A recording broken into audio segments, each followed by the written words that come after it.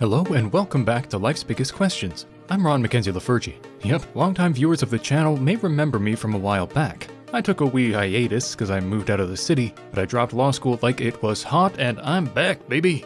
And I couldn't be happier because I now get to talk about one of my favorite franchises ever, Star Wars. But that's enough about me. It's time to talk about one of the coolest monsters to grace the Star Wars screen, in probably the worst of the Star Wars movies. Han Solo and the Beckett gang came upon a giant Summa Verminoth, or Spaceopus, while sneaking through the Acades maelstrom, and barely escaped a horrifying death at the hands, or tentacles, of the giant beast. But what if these Cthulhu-looking freaks were not mere fiction, but actually existed? Let's explore.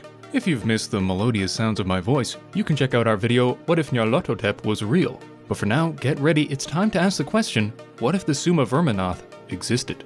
As always, I'll start with a brief description of the thing so we're all on the same page. The Summa Verminoth are giant octopus-like creatures, able to survive in and propel themselves through space. They are enormous, making the Millennium Falcon look like a freaking ant. The beast Han encountered has been said to be 5 miles wide. They have a multitude of large eyes, sharp teeth, and creepy tentacles. They are creatures of legend in the Star Wars universe, known to attack careless starships, including the Millennium Falcon on its infamous Kessel Run. Basically, they scary. Now, if we're being totally by the books, if the Summa Verminoth existed, it probably wouldn't affect us, since it lives in the Acades maelstrom in a galaxy far, far away.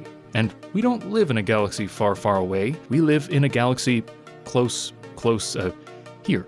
So things might get a bit shifty for people in the Kessel sector, but we'd probably be fine. However, that's no fun. So let's imagine that the Summa Verminoth lived in our solar system. How might things change? Let's find out. Well, needless to say, the existence of giant space monsters would have pretty serious implications on humanity, especially in the early days of spaceflight. Imagine Neil Armstrong's famous words being, "That's one small step for man, one giant leap for holy shit, what the f*** was that?"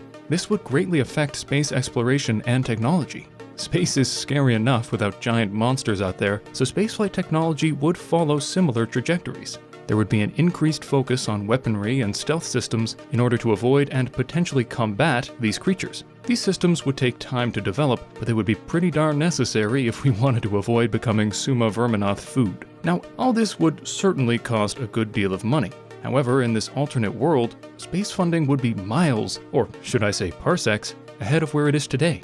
In our current timeline, space kind of lost the cool factor once the race to the moon ended, and funding dried up significantly. However, if there were giant monsters out there, that would definitely energize the people of Earth and lead to a lot more funding to explore the bounds of space, and to do so safely. This knowledge of alien creatures would have a huge impact on the way we view the universe. While many humans believe that aliens exist, just based on how darn many planets there are in the universe, many are skeptical that we will ever find them, because again, there are so darn many planets in the universe.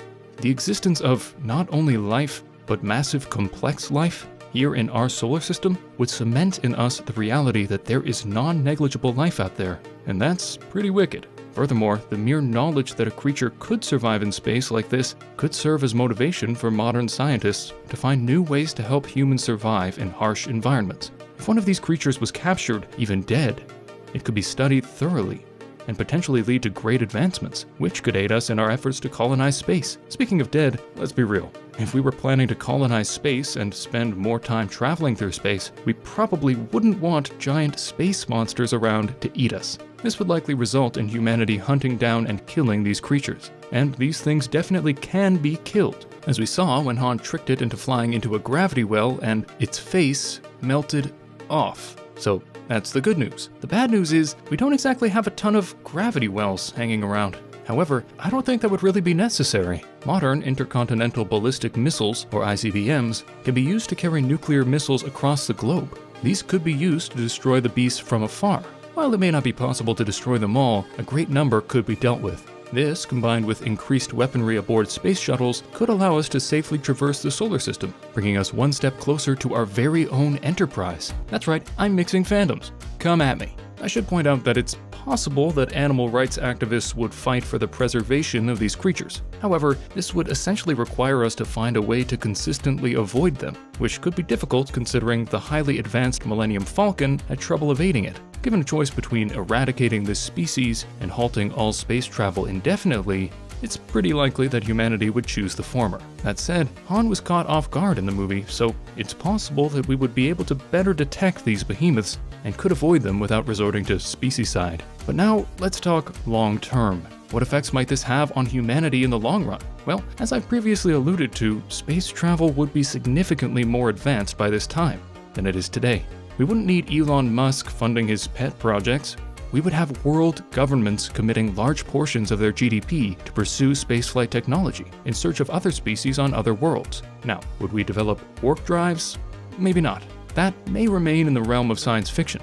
However, there is little doubt that spaceflight technology would continue to develop, allowing us to explore and potentially colonize distant planets. Ideally, sometime before climate change makes the Earth unlivable for us. And now we return to our question, what if the Summa Verminoth existed? Well, assuming it was existing in our solar system, it would greatly impact both our view of the universe and space travel as we know it. We would need to find a way to kill or avoid them, but once we did, the discovery would spark an incredible surge in spaceflight funding, leading humanity into a new age of space discovery. While it would be a bit scary, in my opinion, it would be well worth the fright, because space is awesome. Thank you for watching Life's Biggest Questions. I hope this was interesting and informative, and maybe even inspired you to look into it further on your own. If you liked this video, please thumbs up and subscribe and all that jazz down below. While you're down there, let me know what other sci-fi creatures you'd like to see on the channel. I would love to do some Doctor Who videos, so any Whovians out there, make yourselves heard. It's great to be back, guys, and I'll see you fine folks down in the comment section. Until next time, I'm Ron Mackenzie LaFergie with Life's Biggest Questions, wishing you the best of luck on your quest for answers.